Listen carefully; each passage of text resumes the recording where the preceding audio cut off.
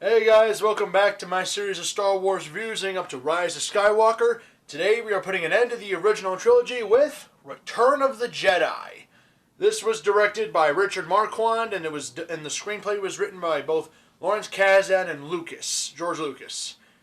So this film takes place, as we know, after Empire Strikes Back, and Luke and Leia go to save Han, reignite the rebellion, and have one last confrontation with Darth Vader and the Empire. Though this time there's something different going on, as the Empire is building a brand new Death Star with the Emperor himself overseeing final construction to ultimately spell doom for the Rebel Alliance. Now, this film came out 3 years after Empire Strikes Back, and it had a ton of questions to answer. There was so many things left hanging up in the air. Will they get Han Solo back? Who are these mysterious bounty hunters that captured him?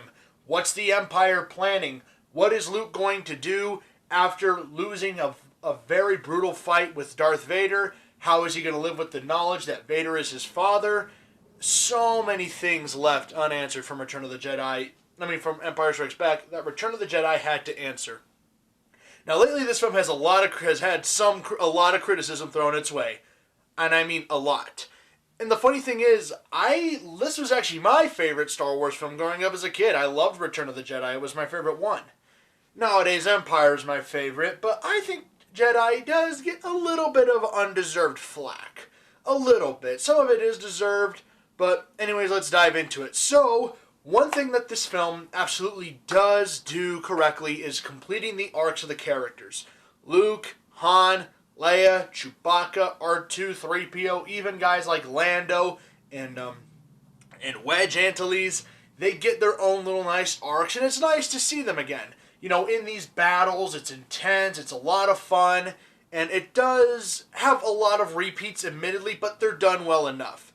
I did like the opening on Tatooine with Luke kind of handing over C-3PO and R2 to Jabba as his own little slave droids, and then only to have a disguised Lando and Leia break in to save Han Solo. And just for the record, I love the Han Solo carbonite effects, like how they take him out of carbonite. Like, I loved that little addition. I thought that was awesome and a nice, really cool effect. I like how he's kind of blind coming out of it for a little while, and it's actually really cool. And I love the way, in terms of filmmaking, I'm going to start incorporating filmmaking talk into the actual talk now, instead of kind of splitting it off. But I like how the lighting is in Jabba's palace. And I love the camera movement for it. For example, the lighting, it's all dark with a lot of heavy doses of blue and grays. I love the dark lighting. Kind of gives you the sense it's a dark and seedy place. You don't really want to be here. I love how, the only real beams of light are on the staircase when a character is walking in and on Han Solo and Carbonite. Those are the only two beams of light because those are your main interest points in the scene. You have when a character is entering in, and of course you have the prize of Chewbacca himself, Han Solo. And I do like how the camera is always slow moving in here. It takes these long takes and these long shots, and it lets you capture the environment here with lots of disgusting locations, lots of seedy areas that just make you feel like this place is just like a breeding ground of criminals.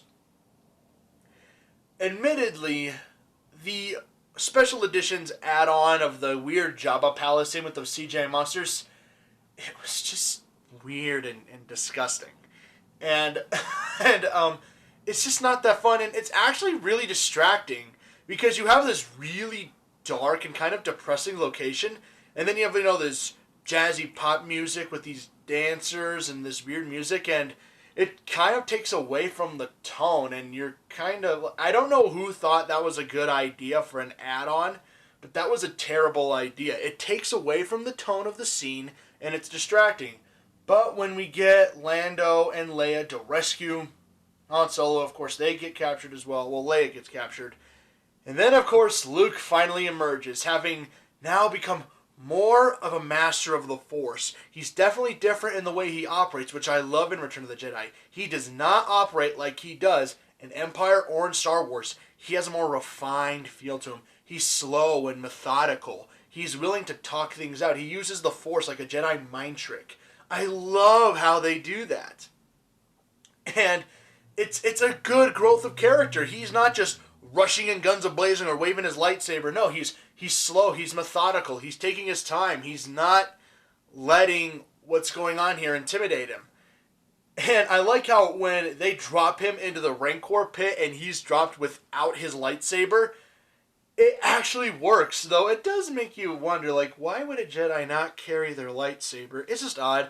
But I love the sequence with the Rancor, how he has to learn how to get past it using his wits and his smarts, not just his lightsaber or his weapons, which is smart, because in the previous films, the only way he solved the problem was by using his weapons, but it didn't work out for him in the best way. Now he's using his brains, he's using his wits, he's using his environment, things around him. That's how he helps defeat the Rancor. And it shows good growth in his character. Han Solo is actually changed in this film. He still has cocky arrogance and a bit of smugness to him, which is just normal. But this time he definitely shows more care for other people. He's not always rushing into a head-on fight. He's definitely more cautious, especially after being tortured horribly at the hands of the Empire, which is a little odd that he is so willing just to jump right back into combat the minute that they ask him to be the head of the sabotage strike team on Endor to take down the shield generator. It was weird that they did that, and I don't know, this is me though. I find it a little odd. Like, if I had just been tortured horribly by the Empire, and I had just gotten out of Carbonite, and my sight had just returned to me, and I'd just gotten out of the hands of an awful crime lord, I'd probably want a day or two, like, just give me a day to chill a bit. That's what I would have wanted. Admittedly, the battle at the Sarlacc pit is one of the more exciting moments in this movie, where we see that ugly, disgusting thing of its tentacle arms, and we just see its mouth in this weird pit. And I like how they describe it, how C-3PO says, in his belly you will find a new meaning of pain and suffering as they will be digesting over 1,000 years. And it does give you a wonder, like, what does that thing do to you if it catches you? But I like that sequence where Luke does some cool flips and R2 just ejects Luke's lightsaber to him. It's really exciting. Action is fast-paced, well-filmed, well done, just like it should be. So let's address it. Boba Fett's death. It's stupid. I don't know who thought that was a good idea to have Boba Fett, who is one of the coolest looking characters, and he is methodical in the way he hunts, especially how good he was in the previous film, raising his gun about to strike down a Jedi, only to have Han Solo, who can barely see, just whack him in the back with his stick. And his jetpack malfunctions, and he hits the thing and plummets down. Thank God for comics and novels reviving him and bringing him back, and hopefully The Mandalorian brings him back, because that was like the stupidest thing ever. That cool a character should not just die because the oopsie, That was an oopsie death. That was a stupid death. I don't know who thought that was a good idea, whether it be Kazdan or Lucas or anyone. I don't know who thought that was a good idea, but no, that was dumb. Now let's get to one of my favorite scenes, which is Luke and Yoda's final interaction, at least until Last Jedi. And that was where Luke is sitting by Yoda's bedside and he's trying to beg Yoda to help him complete his training. But I like how Yoda still has that nice little sarcasm, that nice wit to him. Like when he says this line. When 900 years old you reach, look as good you will not. I like that. Even though he's at his last days, he still has that nice little wit and charm to him. And it is sad, admittedly, that Yoda... it's a sad scene because Yoda was Luke's last real guiding light in the world, aside from Obi-Wan's Force Ghost.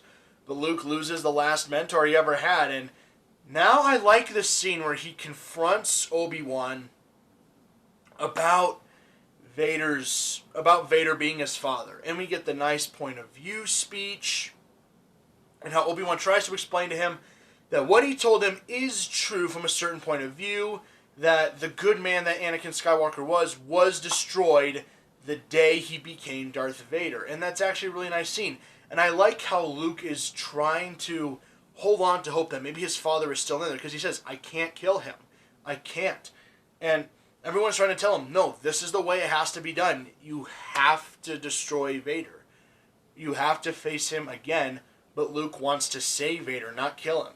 I think that's a really nice scene, and because in the first two films, he's vengeful. He wants Vader dead. He wants to combat Vader by himself, but now as his character's grown, so has his way of looking at things and dealing with people, and I think it's a really good scene. One of the best scenes in the entire film. And another thing I really like is actually the planet of Endor. I love the design for this planet. This is production design at its best.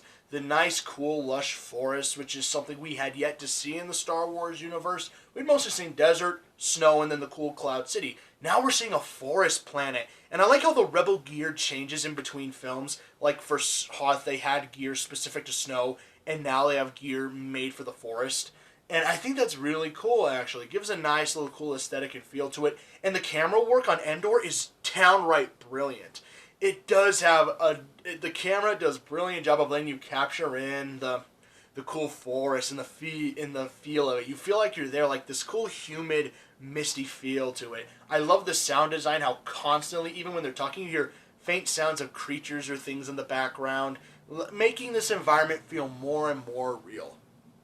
And that's fantastic. The speeder bike chase sequence, while admittedly the green screen does look a little bad now, it's still fun and entertaining. Like, first time we ever see speeder bikes introduced, we have that cool scene where Luke does what he honestly should have done at the start, just whips out his lightsaber, blocks all the bolts, then slices the bike in half.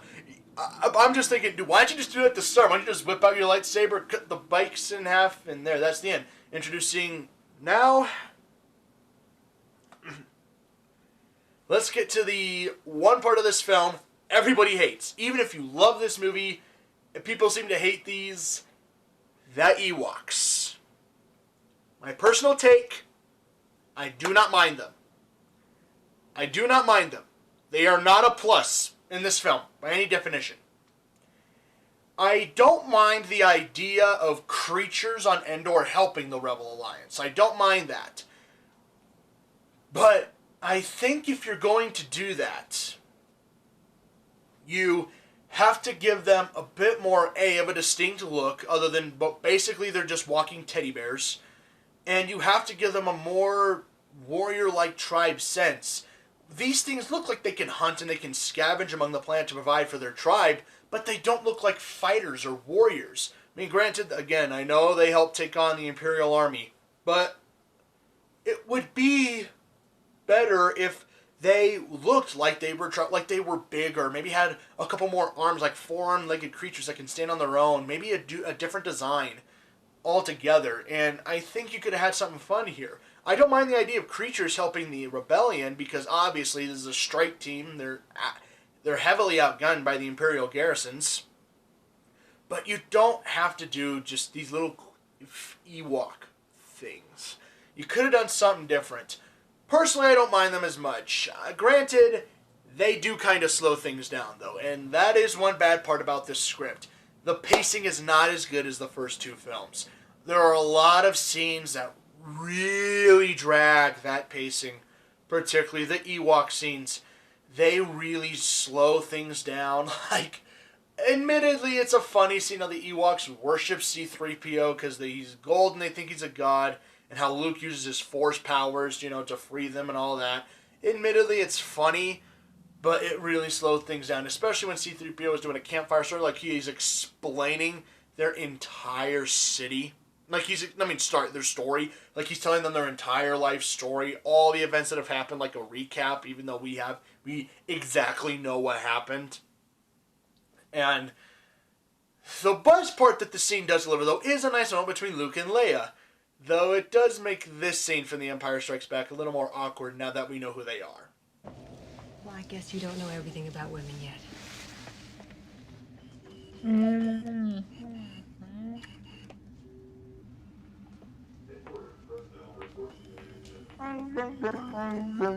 Yeah, admittedly, it's a little awkward. But, that being said, it's a nice moment where Luke and Leia, they share another good connection. And it's a great moment because we can see now that these siblings really, and since the beginning, Luke and Leia have always had a special bond and connection. Remember in Empire, they hinted at it when Luke is reaching out to Leia, asking for her help, and she feels his cries and his pain for help. And that's a good scene, and you hinted at it, like, is this the next Skywalker? And they confirm it. If Luke fails, she's all that's left for the Alliance. And it's a great moment where Luke admits, not only do I have to face Vader, but I can turn him. It shows how much his character has grown. He does not want to fight Vader. In fact, he dreads this. But he's doing it out of hope that they can save him, which honestly matches Luke's character. And let's talk about the scenes next about the Emperor and Vader. I do like the scene where Vader kind of gets off the Death Star and like he's scolding his officers for not, getting the Death Star construction done on time. And then he says this line. The Emperor is not as forgiving as I am.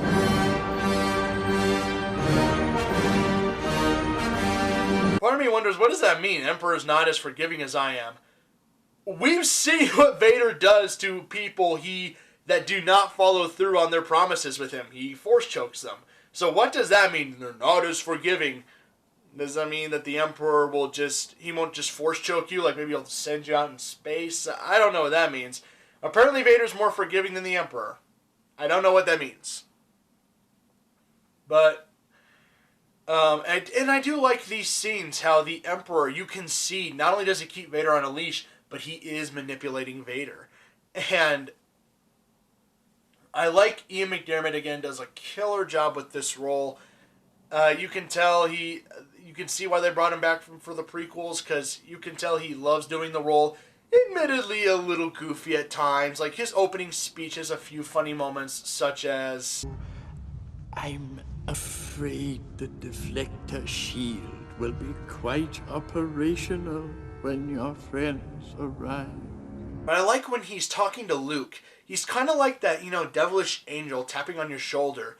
Like, you can see he's tearing through Luke's barriers, through Luke's defenses. And he's just trying to get him, like, come on. I know you want to do this. I know you want to kill me. I know you would love nothing more than to take your lightsaber and strike me down with it. The words that he uses are brilliant, and the writing is really good, and it's good temptation. And I actually really like the scene where Luke and Vader meet each other for the first time in Return of the Jedi. He surrenders himself to them. They have a nice conversation where Luke accepts the truth, but Vader is trying to convince Luke, you can't save me. It's almost sort of heartbreaking in a way. Vader can tell that Luke genuinely cares for him, but to him he says, it's too late. I have no hope. You're knocking on a door that's not going to open. Just give up. Either you join me or you die. And it is kind of a heartbreaking scene, and I think that's the Return of the Jedi's biggest strength.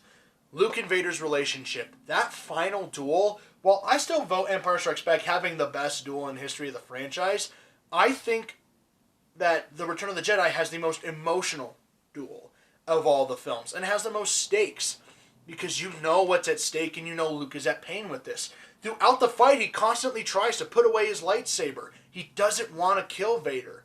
He wants to help him, but he's forced to fight. And I like how through this whole time you can tell he's desperately trying to reach Darth Vader. And you can tell a part of Vader wants to reach out to his son. A part of him wants to. He just simply won't. And what I think this scene does very well is the emotion and the acting and the delivery. Mark Hamill has good acting, as you can tell. It's almost like that optimistic feel. Not like a soldier type delivery. It is a son talking to his father. And Vader's, the delivery from James Earl Jones is good because it's not like, no, there's no conflict, or you can't reach me. It's almost a hopeless tone. Like, Vader can tell that Luke is showing genuine care for him, but Vader doesn't share the same hope that Luke does. And I think that's what makes these scenes really work.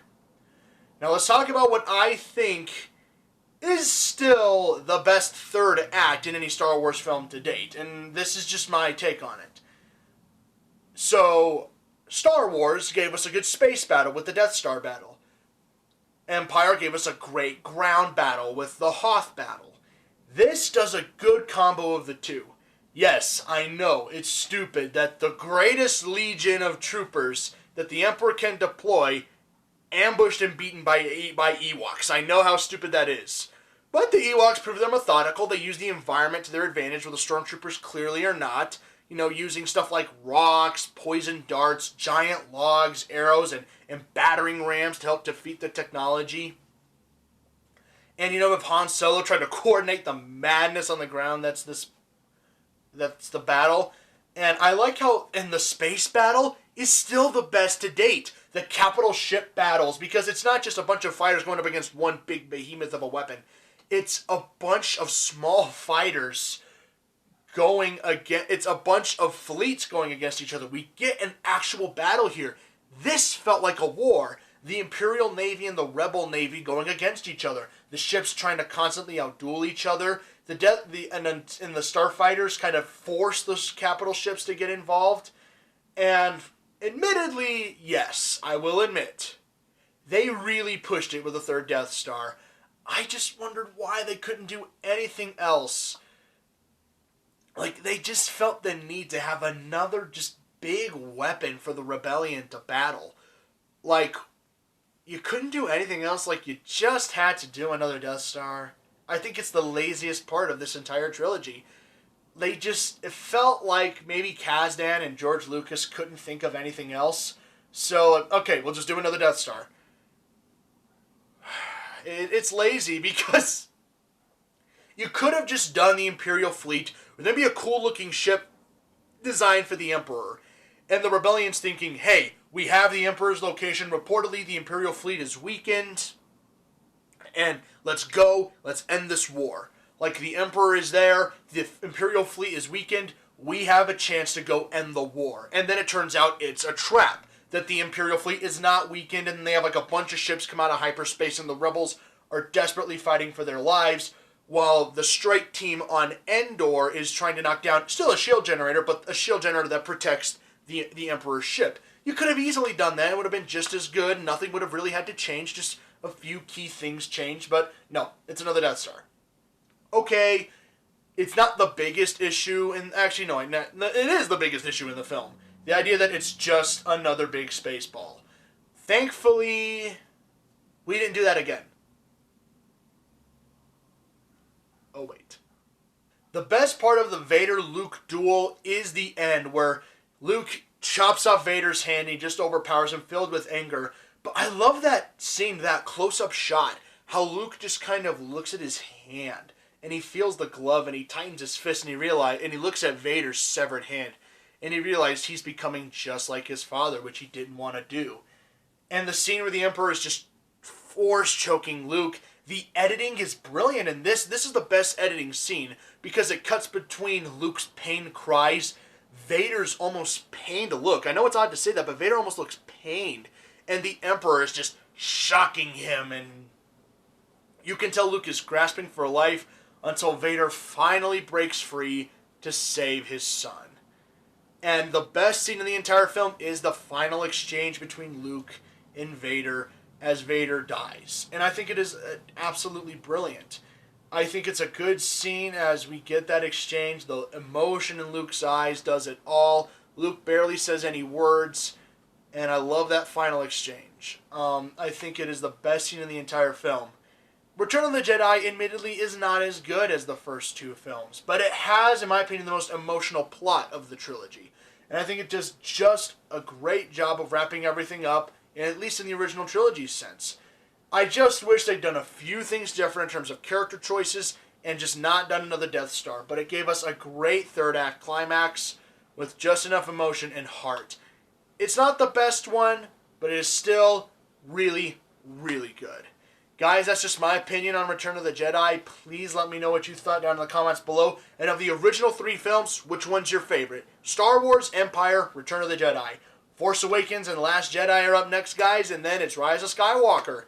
Anyway, guys, that's it from me. I hope you guys enjoyed the video, and I'll see you nerds later.